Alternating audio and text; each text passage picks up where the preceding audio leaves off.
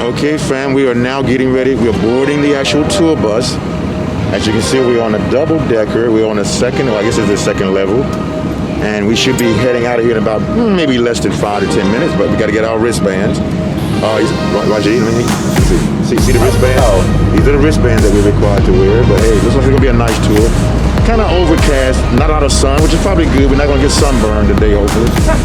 You know, right. So this might be perfect weather for the tour.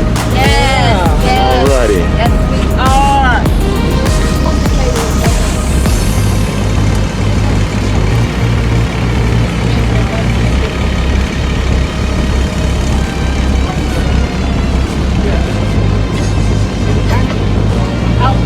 He did a good job, though, sir. I'm glad. Yeah, I was like, the wedding fee was horrible.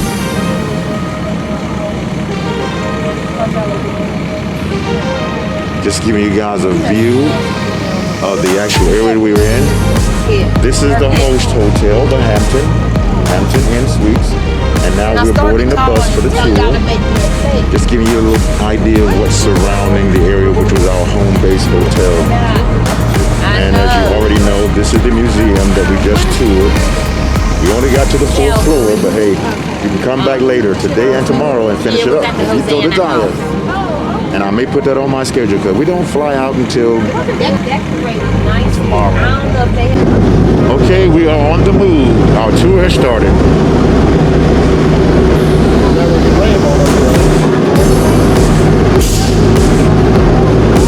All we do is pull out your poncho, huh? So again? You didn't bring your poncho? I will bring my poncho. Right. I'm not 50, so I was in the Marines. So. Oh, hey, there you go. You got it there. On land, sea, air, no matter. You got it covered.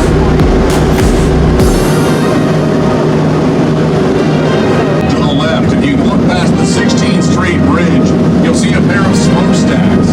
That is part of the original Heinz factory, where they manufactured 60 different kinds of food products, including the famous Heinz ketchup and beans.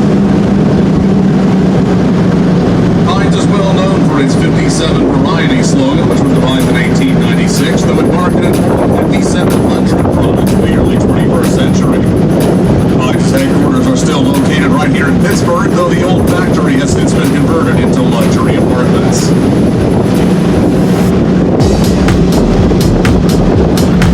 We're currently heading into the Strip District, named for the strip mining that once took place here.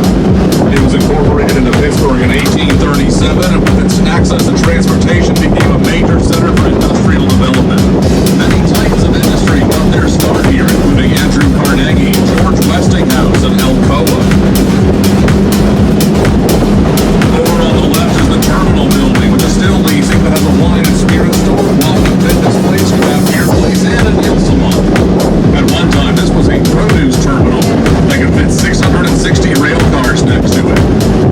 The strip is also home to the original Primanti brothers on 18th Street. You can see the brown and yellow sign ahead on the right. Set in the heart of an industry-heavy area, the proprietor came up with the idea to put the sides of french fries and coleslaw on the sandwich with the meats and cheeses for busy workers without enough time or hands.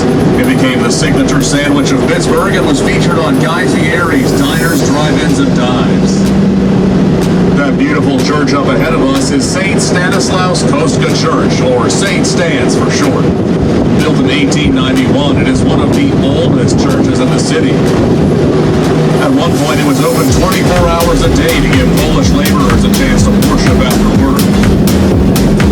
And it was once visited by Pope John Paul II.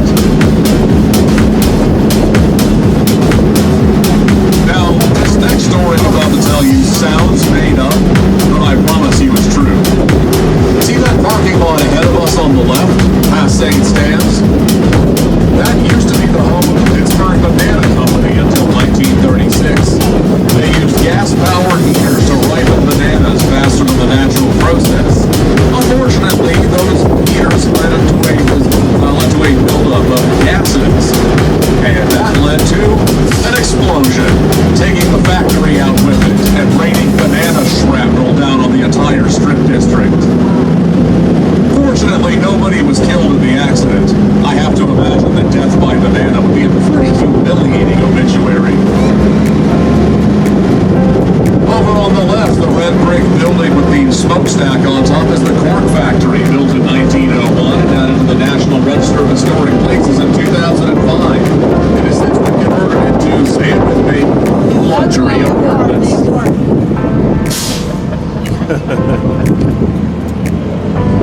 As we make this turn, you'll see on the left the famous Kelly O's Diner, also featured on Diners, Drive-Ins, and Dives.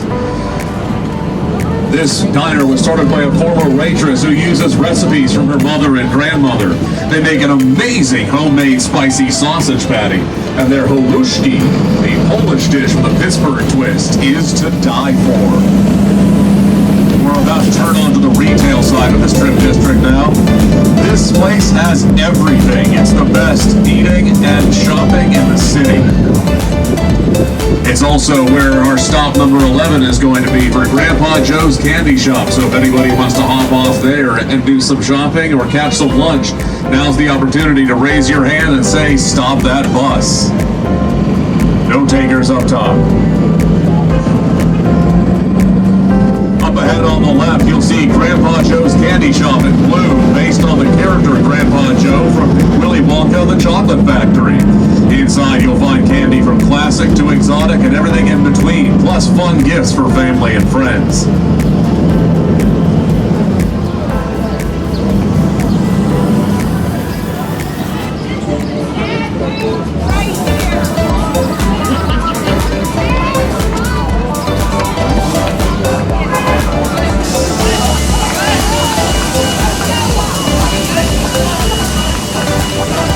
Yeah, we're having a party back there now. Sound what?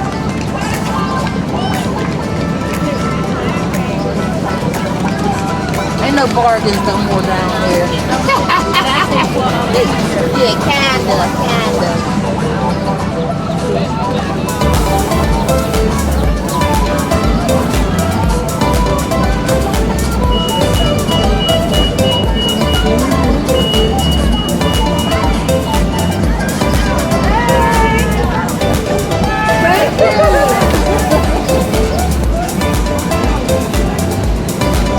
This is like a market or something that we usually go to. We're all seated up top.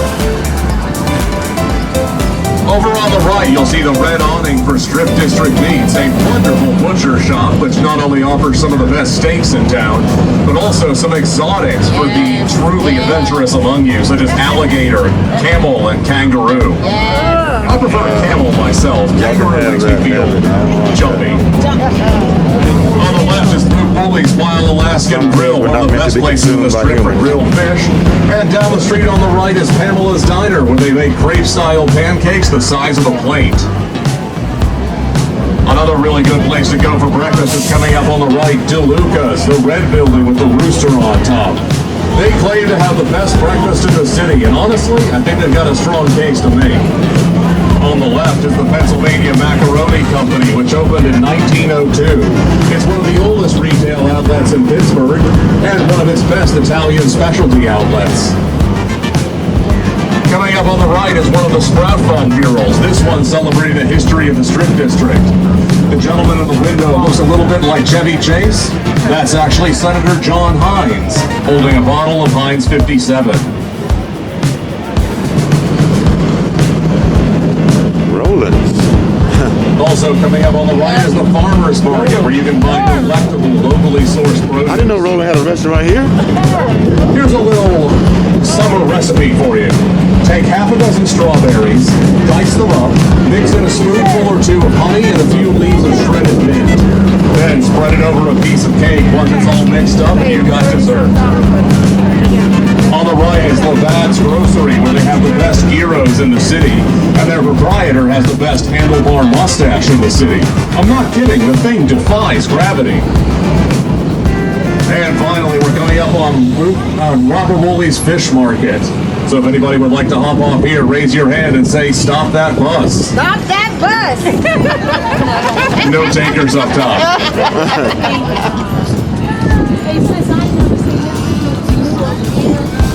They've been here a little while, yeah.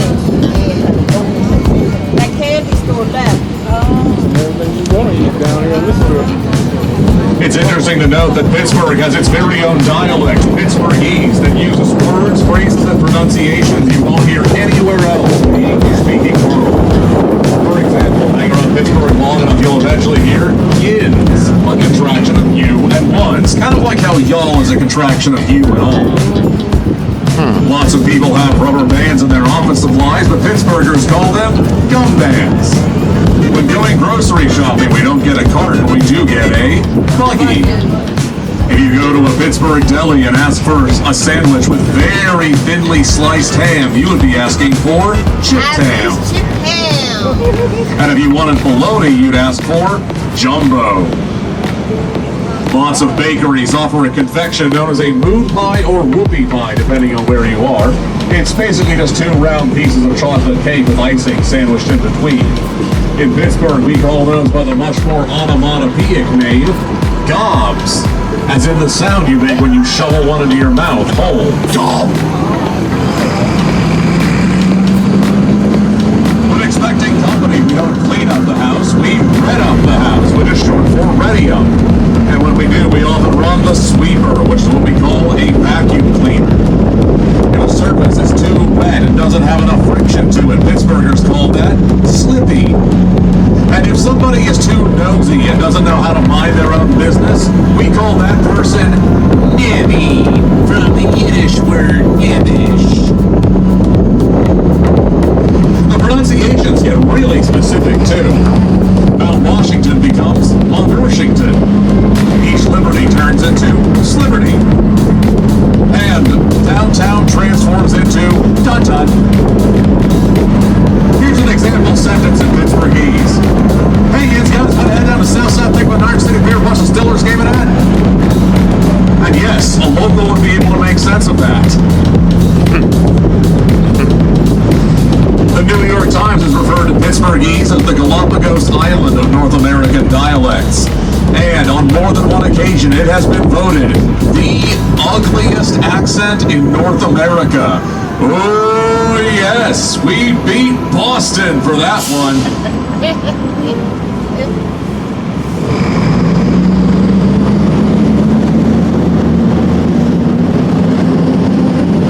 We're now coming up on another low underpass, so this is a reminder to everybody to remain seated. Keep all hands, arms, and other body parts inside the vehicle. Do not stand up and do not try to touch the underpass. This one especially is a bit of a head scraper. All right, okay. Mike, we're all good.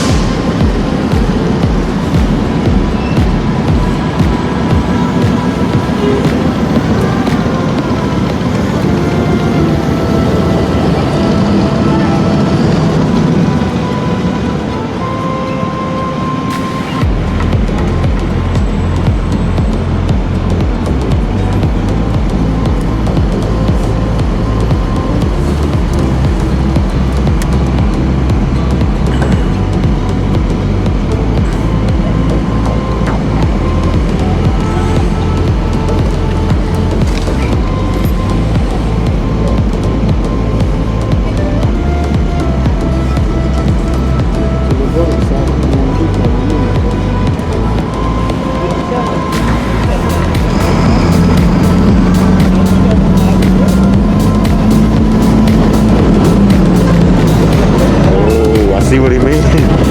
Yeah, that would be a head scraper there.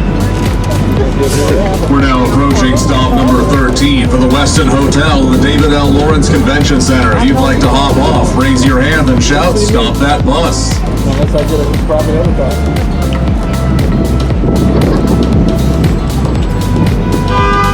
No takers up top. Yeah. Like there was one up there. They have one certain band thing on I'm the same body. I'm the same person. Red bands pop on. I made a covenant. I used up everything. I had diarrhea going on. My fingers started turning green. I said, Father, you take me off your ocean, I will never come back out here again. Unless you stand out here and say, come. Huh? I ain't breaking no covenant. Yeah. I did. But see, I took Dramamine, I ate saltine crackers, I drank water, whatever it was, and I got sick as a dog. Now, as long as I can see the shoreline, I'm okay. Because the last time we went on Hawaii, we went back over there, he was actually moved back there, and I can see the lights of Waikiki. So nice. Yeah, I've been on the ocean. but as long as I can see the shoreline. When I get out there and me in the water and the whole world moving, it is nostalgia. I told them, I said, Father, but I was sick. I mean, I was having dry heaves. I had nothing else in me, not even saliva. It was all gone. My fingers were turning green. So I said, Father, if you get me off this ocean, I ain't coming back out here ever again. Unless you stand out here and beckon me to come. No, but I'm saying, I'm talking about out there like that, out where there's nothing but sea. Well, no, he understood. We understood. We got, he and I understood what I was talking about. You can debate all you want, but I ain't going. I ain't gonna be able to do it. I'm fine.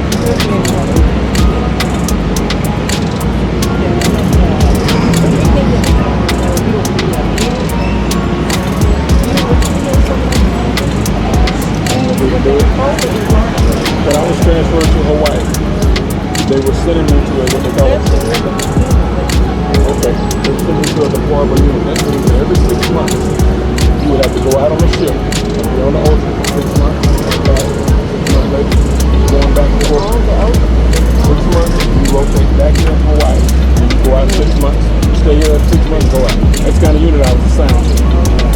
But when I landed, I was praying on that 747 all the way to Hawaii. Father, you're going to get me out of this. I don't know what you're going to do. Will you move this mountain and get me the way around? So when I checked in, they said, well, we changed your order. I said, well, where am I going at? Well, you were going to a jet squad, and now you're going to a helicopter squad. I said, well, that's great. Did they go all the before me? 6 months out, 6 months back. I said, Lord, that ain't the minimum. So I kept praying. I didn't lose my faith. I checked into my unit. I've been there about a month. Sergeant Major came in and said, Young Sergeant Jones, we got the foreman coming up. I had about 6 or 7 clerks working for me. He said, we need 2 clerks to go on this next deployment. I looked at him. I said, Sergeant Major, what you do? He said, Danny, you have it. You tell me what you do.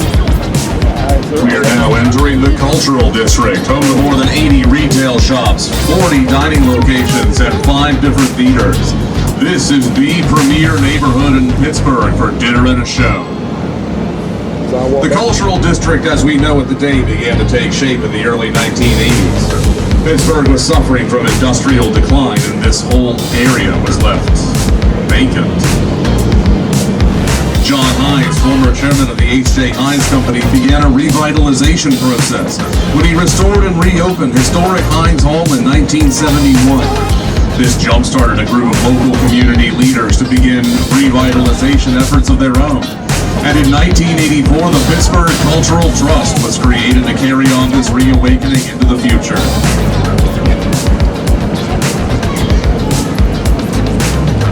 So I got back to my office, I took the school service.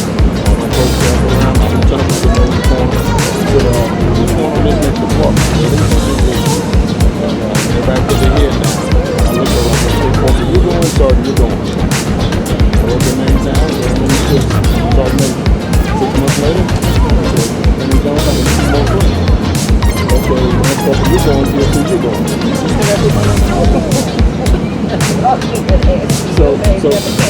So I'm in charge. I say no way. But still, I didn't get moved around, but he gave me a way around. I went to Hawaii and I ain't deployed. I didn't leave Oahu. That's right.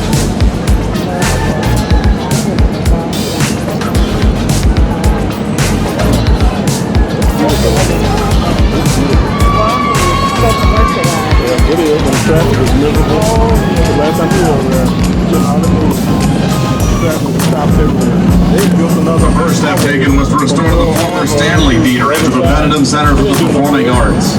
Development continued, including streetscaping programs, facade restorations, new cultural facilities, and public open spaces and art projects. The end result was an exciting district with over 14 facilities that include landmarks such as Hines Hall, the Phatal Center, O'Reilly Theater, Theater Square, August Wilson Center for African American Culture, the Byam Theater, Harris Theater, Three Rivers Arts Festival Gallery, Wood Watercolors Gallery, American Institute of Architects Gallery, and Wood Street Galleries.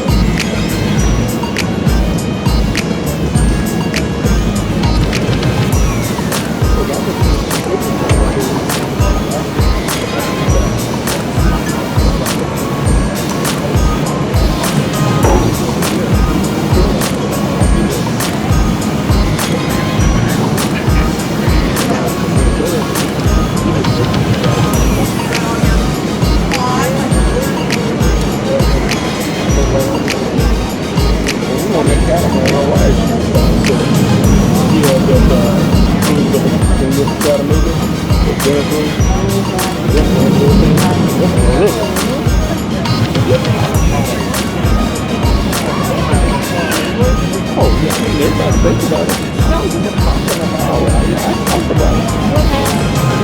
I ain't never get that back then. Back in the, what years ago, I was talking about the late 80s and 90s. Oh, yeah. With $10,000 a month, you can afford it. But money is probably priceless.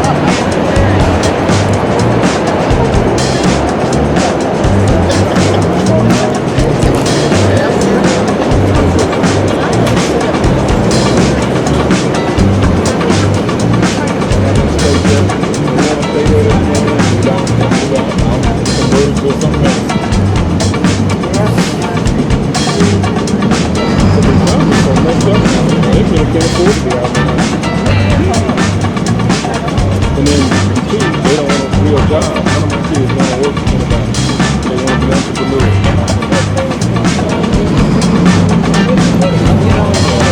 That's tough. The only one, I just quit this job to go into a private enterprise like this. He has a podcast. He has a plan. He quit his job. Him and 3 other guys on this podcast. They talk about all this shit. It's called the War Report. Pull it up on YouTube, War Report. Everybody, he's got so many followers there. I don't know whether she buys that stuff or somebody let her work, but she's supporting it.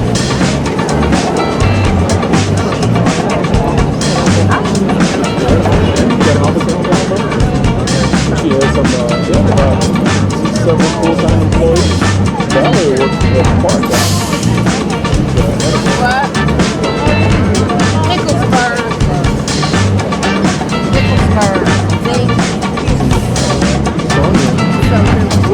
She's a man.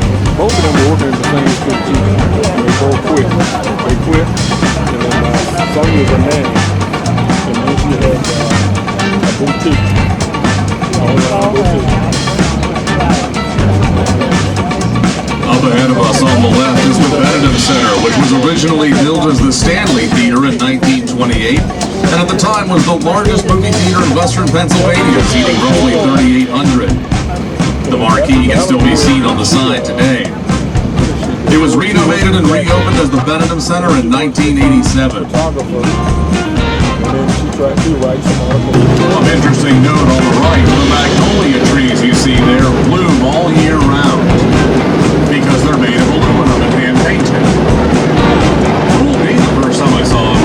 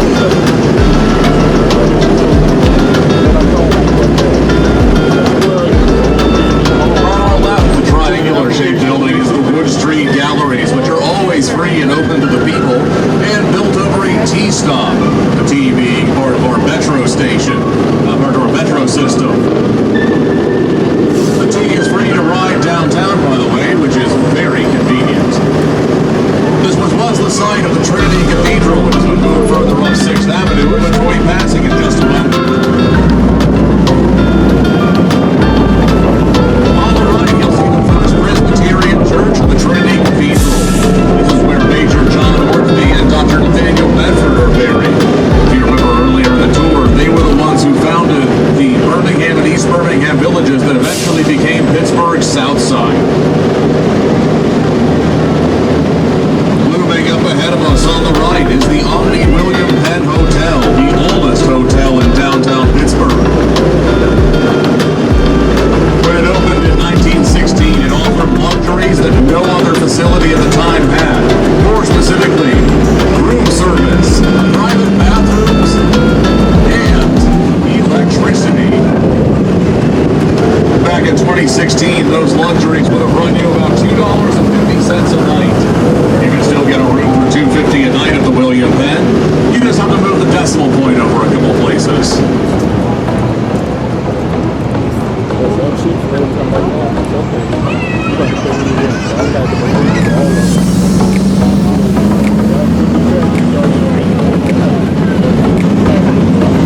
William Penn is also our stop number 17, so if anybody would like to hop off there, raise your hand and shout, "Stop that bus." No takers up top. So we finally got a jacket on the ground, making good money. I don't want to do that.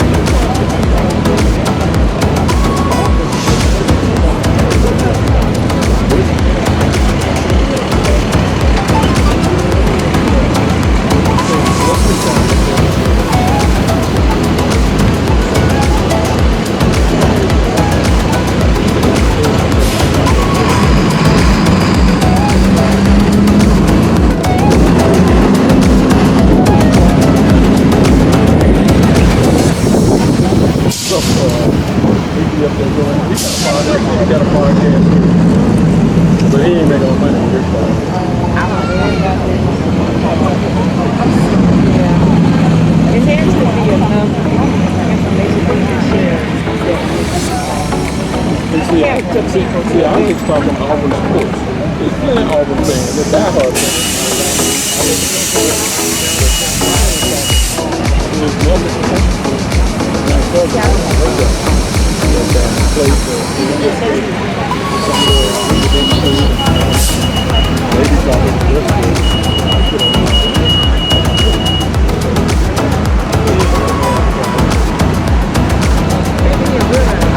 All seated up top. The old castle-like building ahead on our left is the old Allegheny County Courthouse and Jail, built between 1884 and 1888 by Henry Hobson Richardson. It is considered his crowning achievement, as it is the second most architecturally copied building in the United States. It's classified as Richardsonian Romanesque architecture and is 100% stone, including limestone, granite, and sandstone. Sadly, Richardson passed away before its completion in 1888. Henry Hobson Richardson is regarded as one of the great American architects, and you can see from this building just how skilled he was. Of course, his genius did come with certain eccentricities. For example, despite never being a member of a religious order, he favored wearing monk's robes. And he tried to build everything he could in the Romanesque style, up to and including, I kid you not, a chicken coop.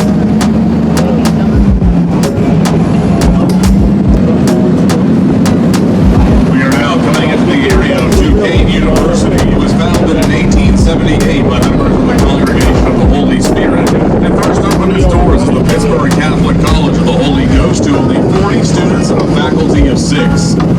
In 1911, the college became a university, the first Catholic institution of higher learning in Pennsylvania to achieve such a distinction.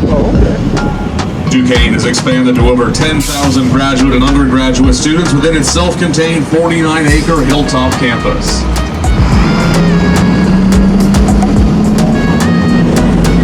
Over on the right are the Armstrong tunnels built between 1926 and 27. They have a sharp 45-degree curvature through them, so you cannot see the other side when you first enter. The Pittsburgh Penguins now play at PVG Paints Arena over on the left. The multi-purpose center is named after the paint and plate glass manufacturer Pittsburgh Plate Glass. It was designed by Populous, formerly HOK Sport, who were also responsible for PNC Park and Heinz Field. Just 2 years after its 2008 groundbreaking and after many design changes, the center was able to open in time for the 2010-2011 NHL season. We're now coming up on stop number 18, so if anybody wants to hop off, raise your hand and shout, "Stop that bus!" Don't take yourself time.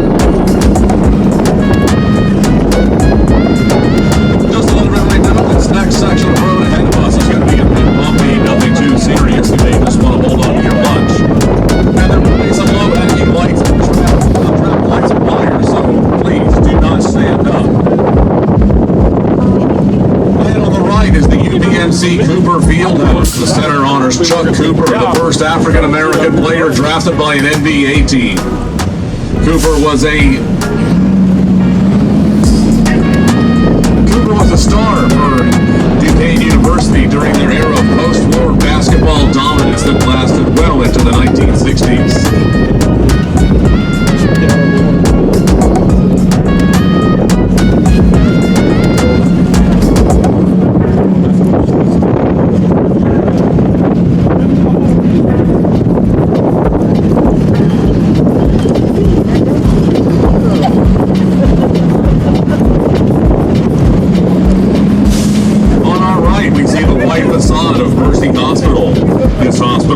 Facility in the University of Pittsburgh Medical Center. The original structure is the brick section at the base.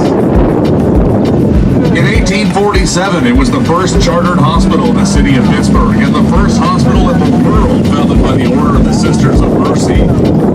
It was special in the early days for being the only hospital in the city open to all, regardless of race, nationality, age, gender, or religion.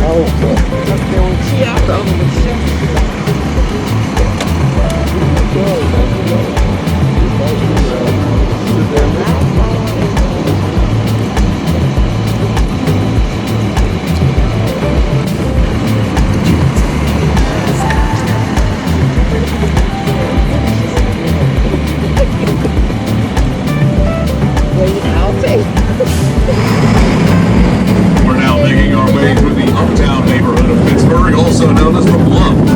This part of the city is undergoing a transformation from the ground up. But the developers are said to be taking into consideration the economic and environmental impact of the current residents. Just up the street to the left is the Hill, where Pulitzer Prize-winning playwright August Wilson grew up. So it was only appropriate that the critically acclaimed Fences based on his stage play of the same name was played there. His plays take place over each decade of the 1900s, and his former home is now a protected site and museum. He also won a Pulitzer for the piano lesson and a Tony for Fences. Now, ladies and gentlemen, our next destination is a ways ahead of us, so we're going to build up quiz to see how many of you know your Pittsburgh trivia. Pittsburgh has how many rivers? 4. The Allegheny, Monongahela, Ohio, and the secret Wisconsin glacial flow aquifer. How many bridges does Pittsburgh have? A lot is the closest number I've heard. The exact number is 446. Of our two inclines, the Duquesne and the Monongahela, which is the older? That is correct. The Monongahela is the oldest one, founded in 1870. Now, here's where it starts getting really tricky. What ice cream treats were invented in Pittsburgh? The first was the banana split, attributed to Peyton Dodge Strickler in 1904 in Latrobe, Pennsylvania. And the second, what would you do for a Klondike bar? What famous wheel was invented in Pittsburgh? Let's go back to the Ferris wheel. Invented in 1893 by George Washington Gale Ferris Jr. It was the centerpiece of that year's 1893 Chicago World's Fair. And last question. What game was invented in Pittsburgh in the 1920s and is still played today? Baseball. Not baseball, but that's a good guess. It's actually bingo. Created by Hugh J. Moore to be played at carnivals. He wrote a book of bingo rules in 1933.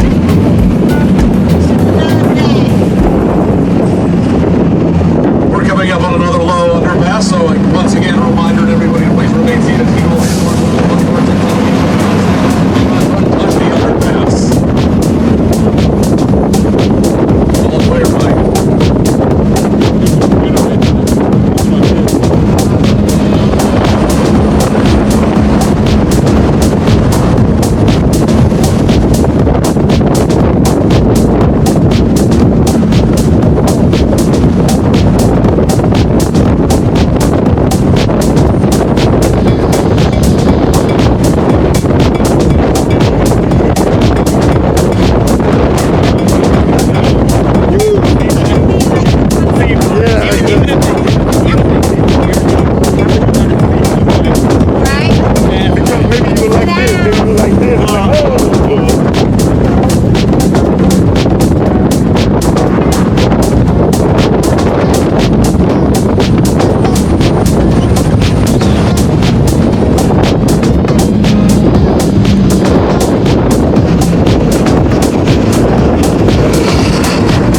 We're now coming into the neighborhood of Oakland, which can be said to be the heart of college life in Pittsburgh. Pittsburgh is the ultimate college town with 60 institutions of higher learning in the greater Pittsburgh area. This neighborhood alone contains the University of Pitt, Carnegie Mellon, and Carlow universities. It is also where many medical advancements are being made. As UPMC, the University of Pittsburgh Medical Center, reigns supreme. But we'll get to that later.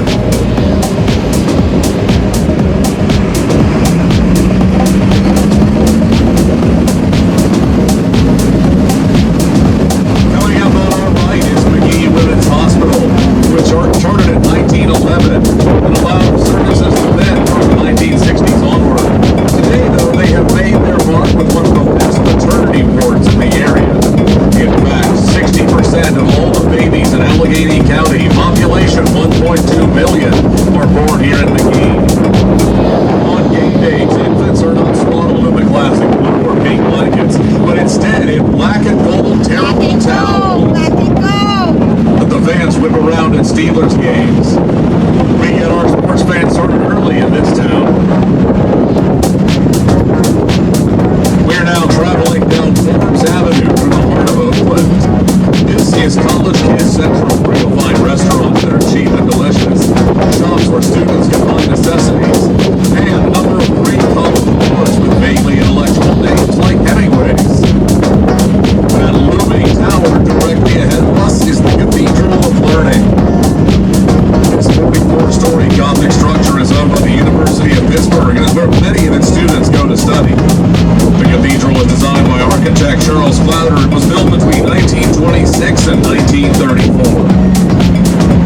It's a strange sight to see students with laptops in there, considering the inside looks like a giant castle.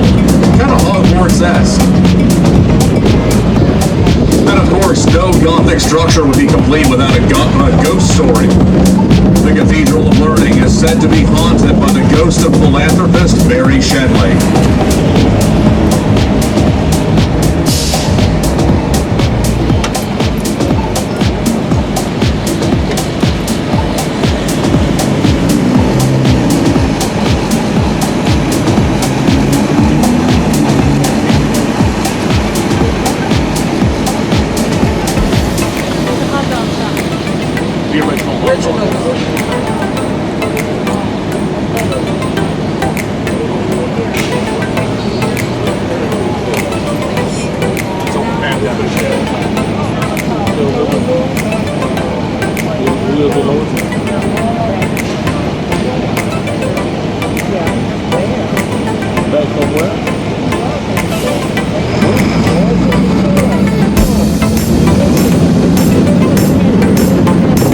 We're now coming into the heart of the University of Pittsburgh. Founded in 1787, it is one of the oldest colleges in the country and was a private institution up until 1966.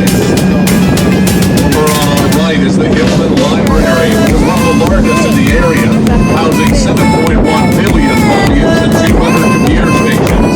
So there really is no excuse for the students to use Wikipedia as a source.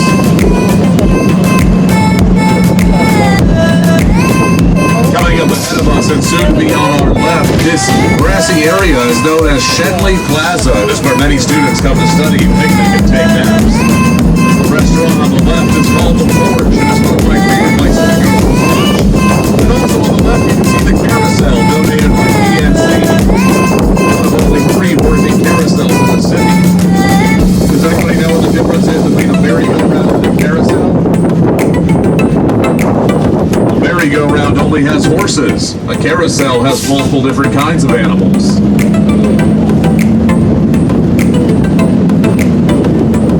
The fountain on our right is called a Song of Nature. It depicts Pan, the Greek god of the wild, and a woman playing a lyre. It dates to 1918 and is thanks to Edward Bigelow, who lobbied and dedicated to Mary Shedley. The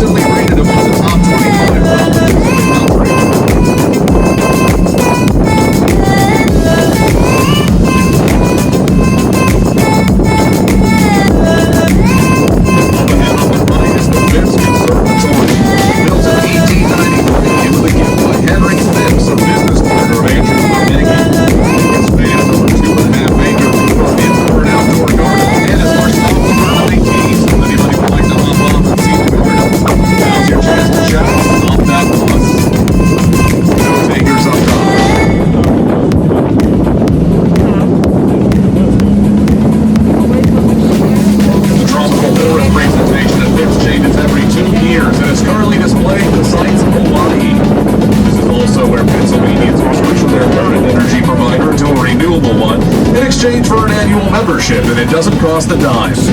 They also have two corpse flowers that bloom every 5 to 10 years named Barbara and Romero from the horror movie Night of the Living Dead, one of my favorites. The stench only lasts 12 to 48 hours, so there is a line out the door to catch a whiff of these things, and Barbara bloomed not too long ago, so might have to wait a while.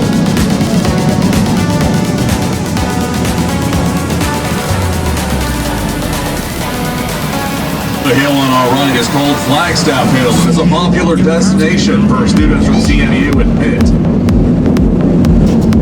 You'll notice a line of trees in the middle of the park with two white poles.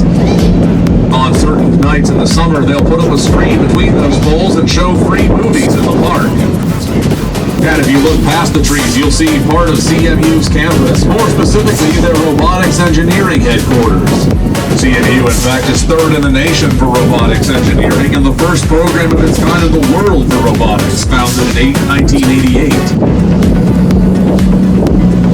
Because of this, I am now convinced that if the robot uprising ever actually happens, all of the robots will be programmed by college students, so they'll probably just be really passive-aggressive.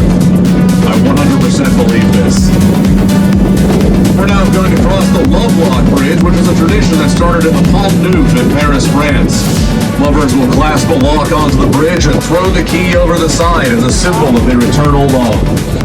This begs the question why so many of these things are combination locks.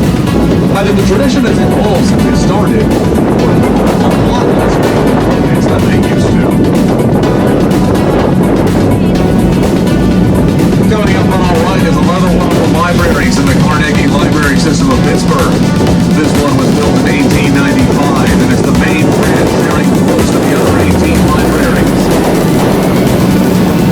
Over the green doors it says "Free to the People" etched in stone, which if you recall earlier in the tour was taken a little bit too literally back in the day.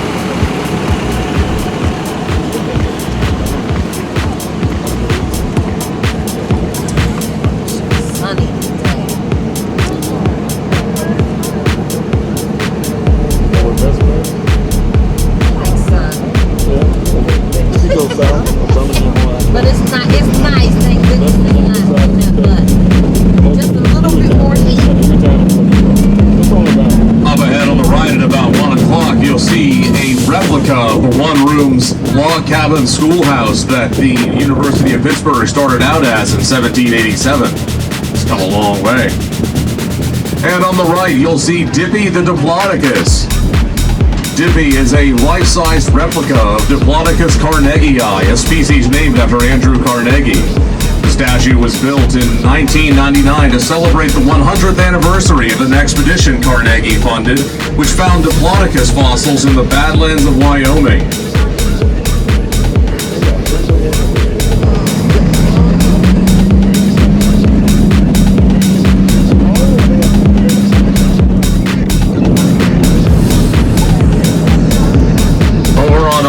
We see the museums of art and natural history.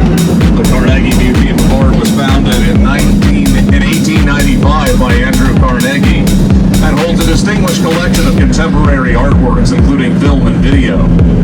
It can arguably be said to be the first museum of modern art in the country. The Carnegie Museum of Natural History next door was founded a year later in 1896. And is ranked among the top 5 natural science museums in the country.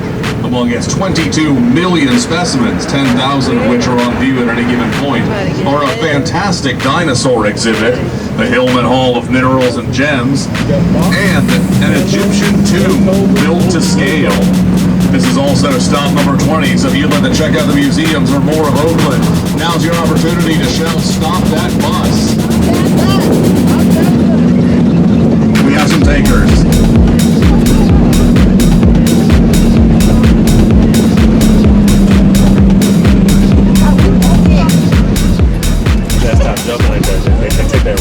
we just kidding. No, we're not getting off. No, somebody up front. Be quiet, Jay. For real.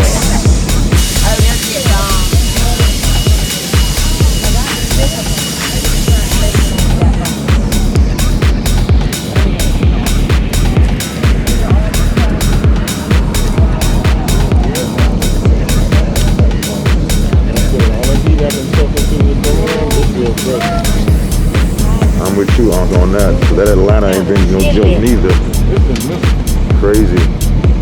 Yeah. I wouldn't cut my grass for like 6 weeks. My grass was just off.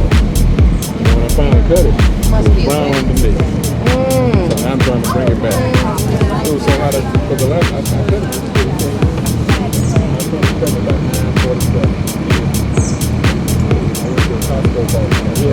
Turn this way. You can get one.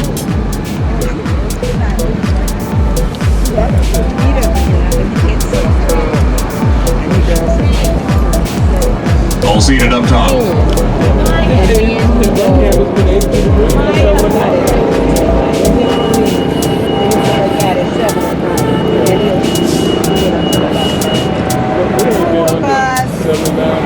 Ahead and on our left is Heinz Chapel, built between 1933 and 38. It was designed by architect Charles Clowder, just like the Cathedral of Learning, that is known for its 23 beautiful stained glass windows. The waiting list to get married at Heinz Chapel is 2 years long, so if you have a Tinder date tonight, book a reservation now and cross your fingers everything works out. On the right, we see the columns of the Carnegie Mellon Institute. These are the largest monolithic columns of any structure in the world, each one carved from a single piece of limestone. This was originally the Mellon Institute, founded in 1913, and it joined the Carnegie Institute of Technology in 1967 to become Carnegie Mellon University. The City Hall fight scene from The Dark Knight Rises was filmed on the steps of CMU's Mellon Institute, and famous alumni include George Romero, Andy Warhol, Carol Channing, and Zachary Quinto, just to name a few.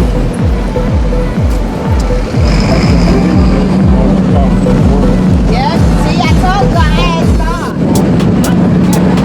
I did.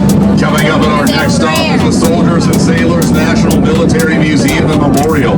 It is the largest memorial in the U.S. dedicated solely to honoring all branches of military veterans and service personnel. It was conceived by the Grand Army of the Republic in the 1890s as a way for Pittsburgh and Allegheny County to honor the dwindling ranks of its American Civil War veterans. The memorial today represents all branches of the service and honors both career and citizen soldiers who have served the U.S. throughout its history. Architect Henry Harbostel designed the memorial, and it was dedicated in 1910. It is also our stop number 21 for anybody who wants to hop off by saying stop that bus. Note takers up top.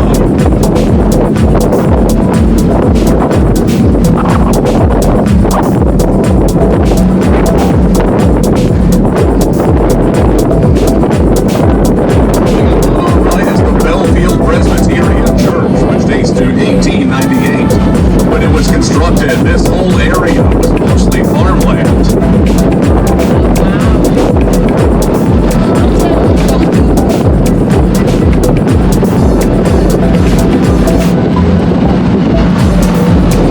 The UPMC hospitals you see ahead on the right are some of the best in the country. The University of Pittsburgh Medical Center, UPMC, is a $21 billion integrated global nonprofit health enterprise that is closely affiliated with its academic partner, the University of Pittsburgh.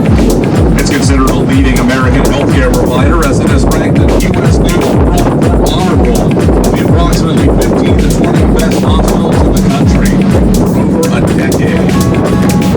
And of course, UPMC is dedicated not only to practice and care, but innovation. The red brick building coming up ahead on the left is UPMC Montefiore, a research and development hospital where Jonas Salk created the world's first polio vaccine in 1953. Salk famously gave the patent for the vaccine to the people to make it more affordable and accessible. In doing so, he missed out on an estimated $7 million in revenue. but in exchange, saved countless lives.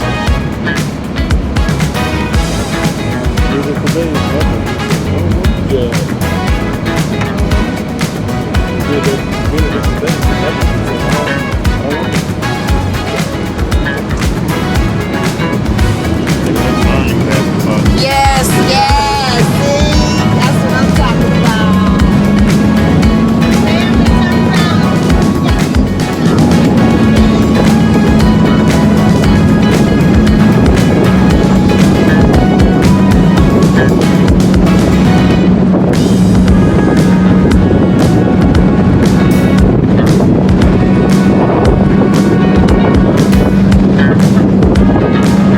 Coming up on our right is Carlo University. Established in 1929 by the Sisters of Mercy, Carlo began as a women's college until they finally allowed men to enroll beginning in 1945. Today, its undergraduate population is 84% women and 16% men.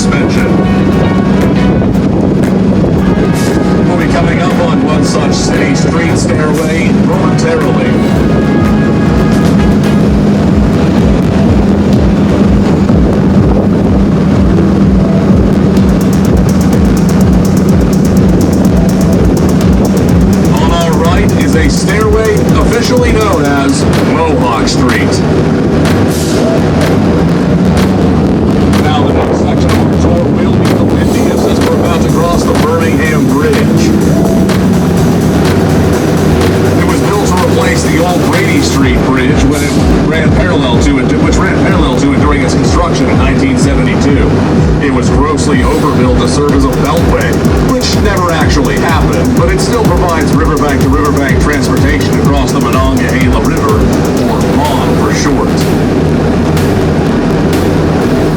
Years ago, the bridge was closed once more when a rather observant motorist called 911 saying that the bridge had dropped inches. No worries, it's been since repaired.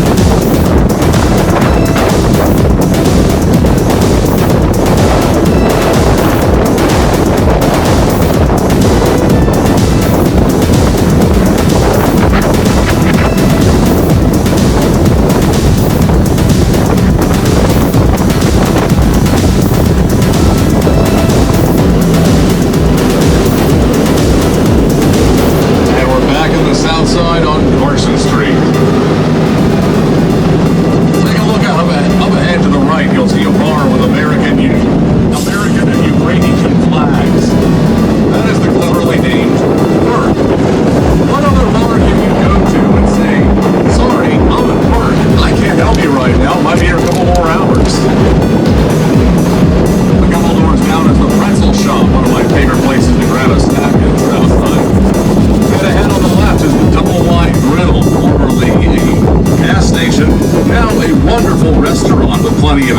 seating.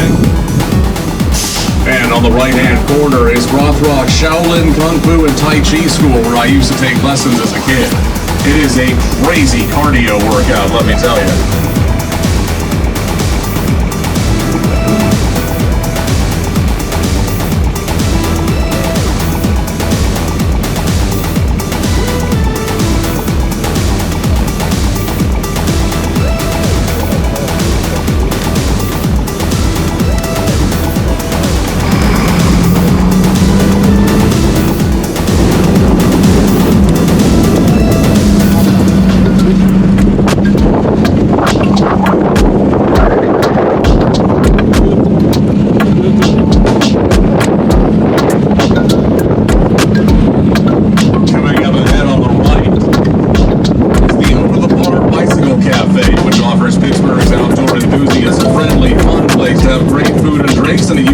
Bicycle-themed environment. The creative and fun atmosphere includes bicycle-themed murals, sculptures, and decorations made from reused bike parts. Even the toilet paper dispensers are made from reused bike parts.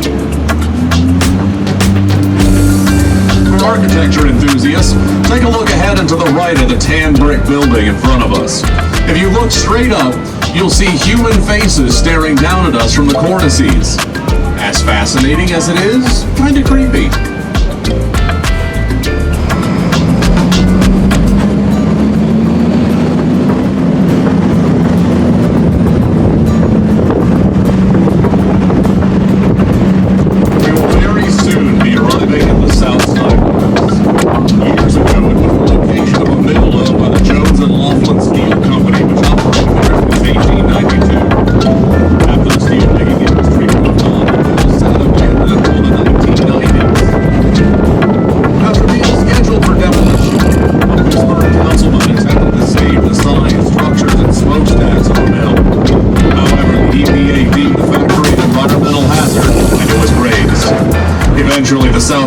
Entertainment complex was built on the site.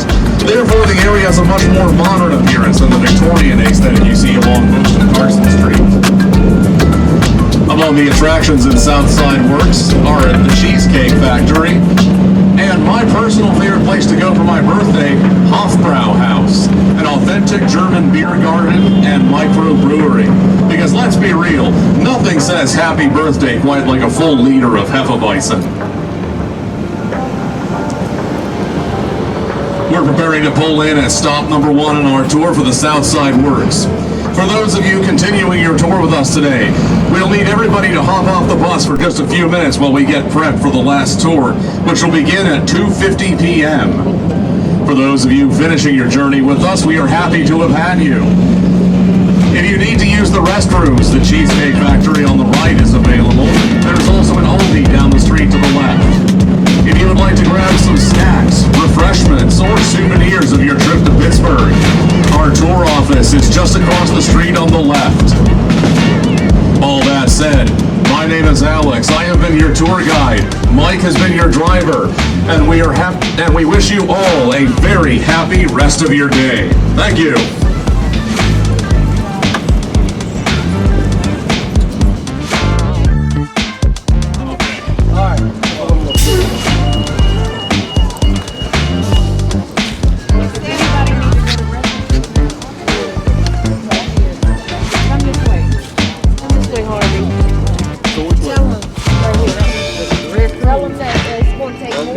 With it up and down there.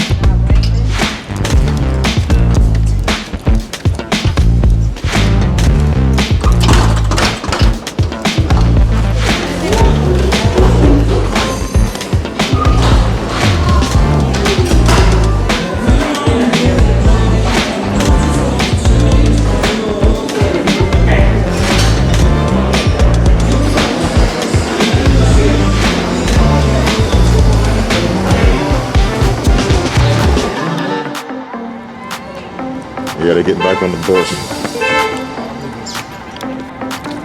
Urban Outfitter, okay.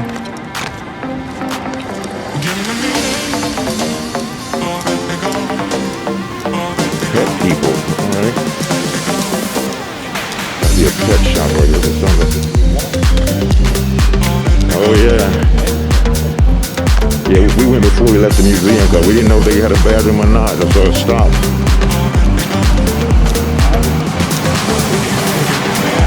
Yeah.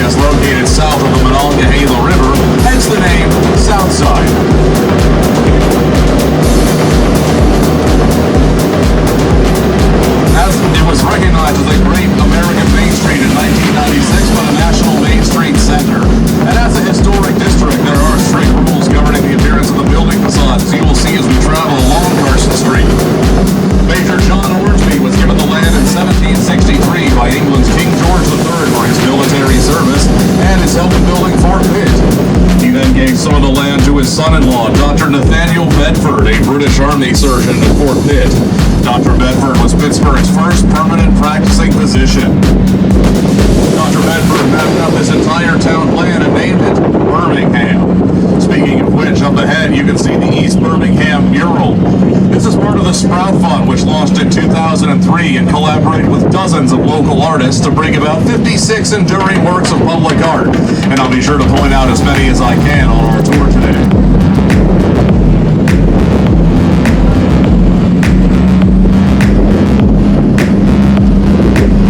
On the left is not a Sprout Fund mural, but one I still like. Has a surrealist sensibility to it and a Ninja Turtle on one side. What can I say? I'm a 90s kid. Oh, well. Another mural to the left portrays Dionysus, the Greek god of wine, ironically next to a beer ad.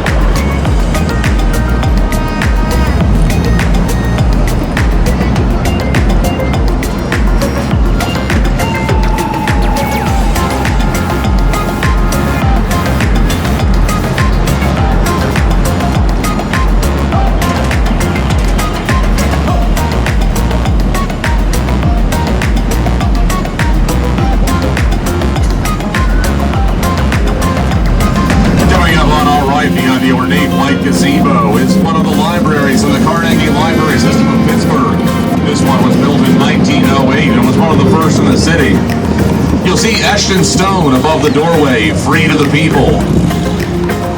Well, people took that a little bit too literally back in the day because they didn't know how libraries worked and thought you got to keep the books after checking them out. Right. Oops.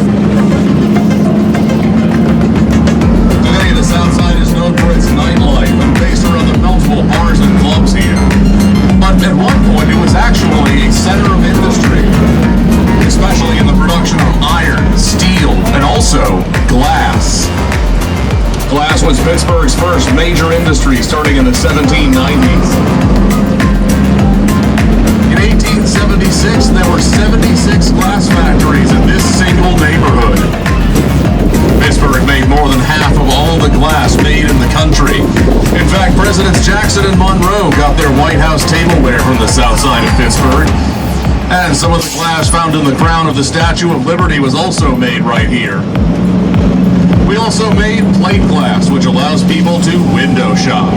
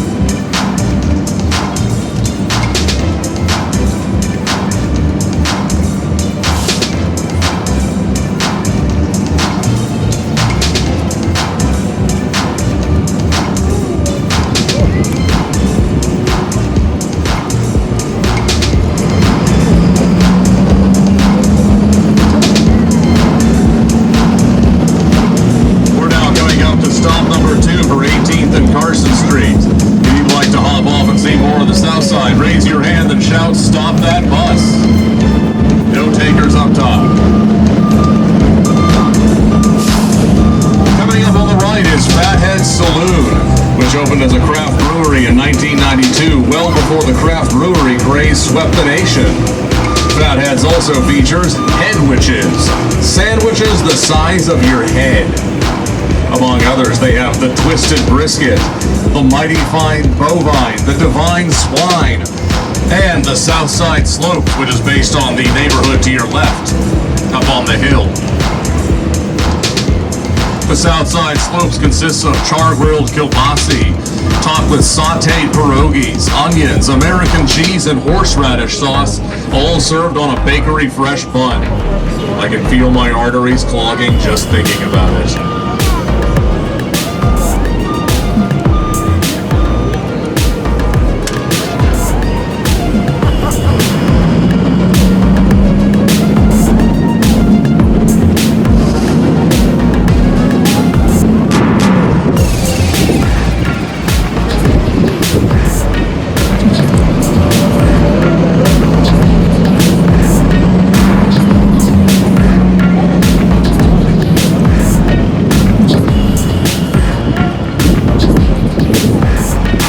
Notice that the street ahead of us narrows here at 17th Street. This was the original boundary line between Birmingham and East Birmingham villages. As we travel down this stretch of Carson Street, you'll see some truly beautiful examples of Victorian architecture. In fact, architecture enthusiasts among you might even recognize that some of these buildings have a distinct Victorian row house feel, which is no accident. One of our cousins, he didn't make it to the family. Oh, really? Okay. These were originally used as multi-family homes in the 1800s and housed an average of 6 people per household, making Carson Street one of the most populated streets at that time. I'm willing to bet that most of these places also have a Pittsburgh toilet in the basement. And don't get too excited, it's nothing fancy. Just imagine a toilet in the middle of your basement with no walls around it and a shower spigot. This comes from Pittsburgh's industrial past. Workers would come home covered in grime and soot from the factories. So they would come in through the basement, wash up in the toilet, and then head upstairs to keep things relatively tidy.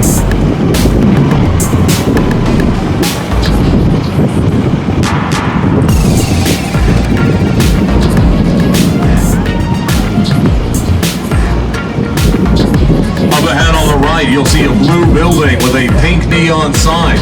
That is Jack's Bar, open 365 days a year, and home to a food special that reflects Pittsburgh's unique sense of humor. If you order their $2 boneless chicken dinner, you get 2 hard-boiled eggs.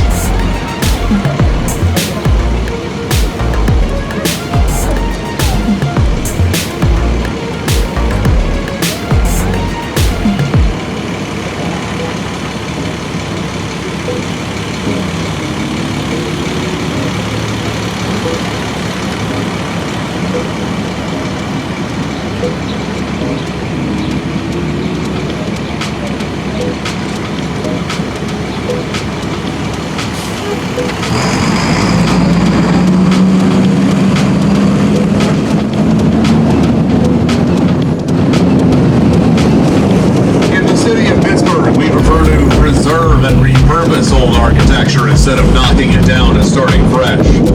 One such example can be seen ahead of us on the left. That red brick building is the old Southside School. Built in 1897 and added to the National Register of Historic Places in 1986, it has since been converted into luxury apartments. Something you'll be hearing several more times on today's tour. To preserve the historic nature of the building, they actually maintain the old hallways and lockers.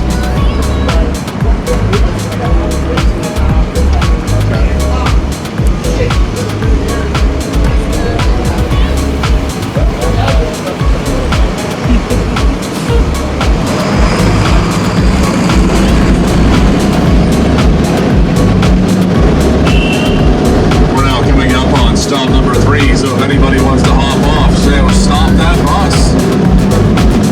No takers up top.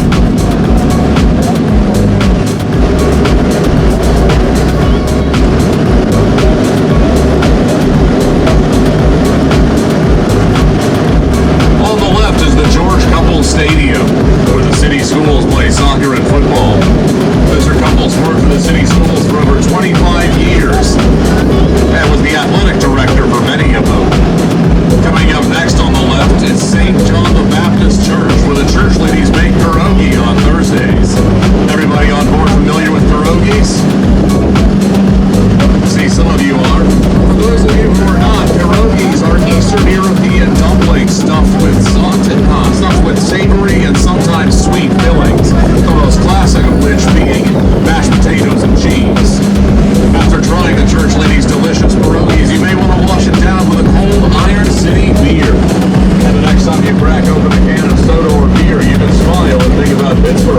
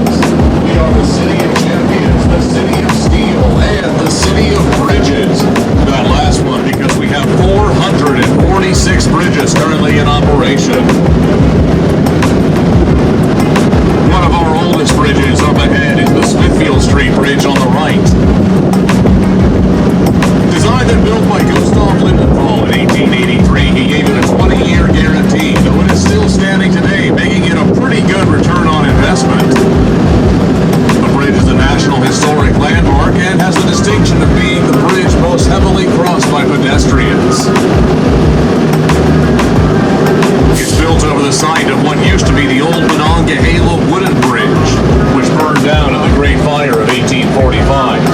It all started when a woman was warming her wash water over an open flame underneath a wooden bridge. I trust you can see where this is going. When the bridge caught alight, it burned down within 10 minutes, taking a third of the city with it and leaving 10,000 people homeless.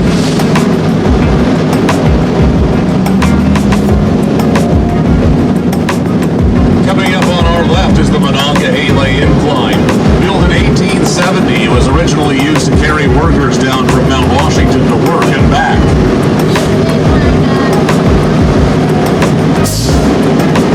Built by John Enders in 1870, this is the oldest continuously operating funicular railway in the United States.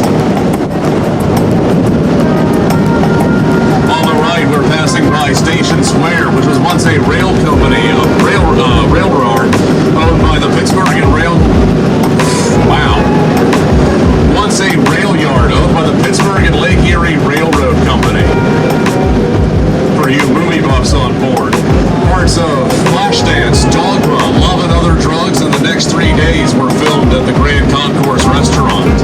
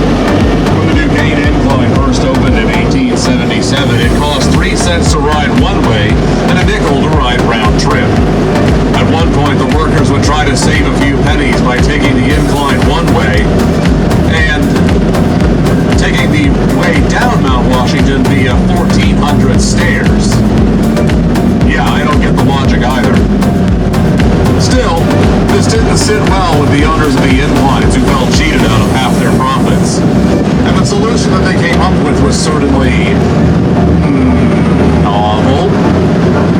They paid local theatrical students to dress up as ghosts, hide in the mountain, and scare off anybody trying to use the stairs.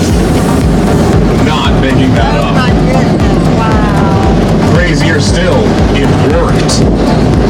Gives a whole new meaning to the phrase scaring up some business now.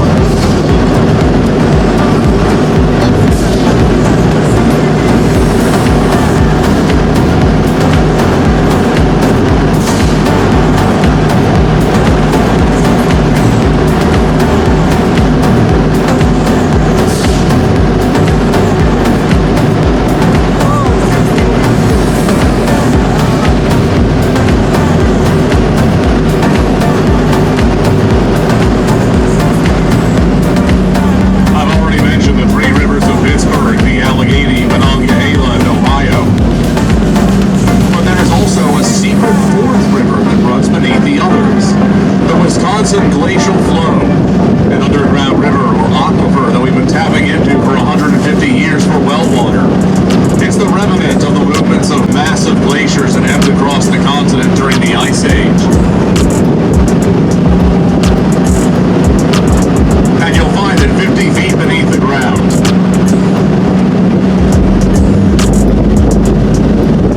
Many celebrities were born in the city of Pittsburgh, and among them you can include movie stars Jeff Goldblum and Michael Keaton, and music stars Matt Miller and Christina Aguilera. My personal favorite here was Fred Rogers, the creator and host of Mr. Rogers' Neighborhood, which still holds the distinction of being the second longest running children's TV show in history. The longest running being Sesame Street, by the way. Up ahead on our right is the West End Bridge. And what color would you say most of our downtown bridges are? Let me go. Ah, very close. I heard gold. It is a specific shade called Aztec gold.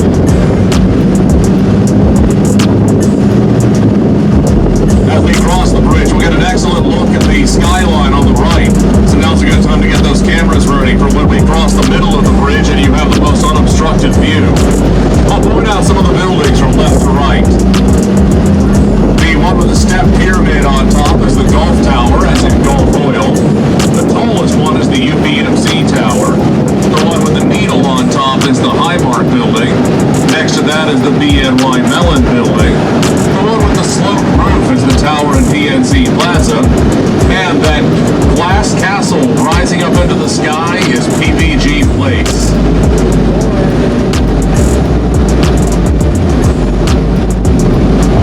We'll get a chance to see several of these buildings from different angles when we head downtown later on.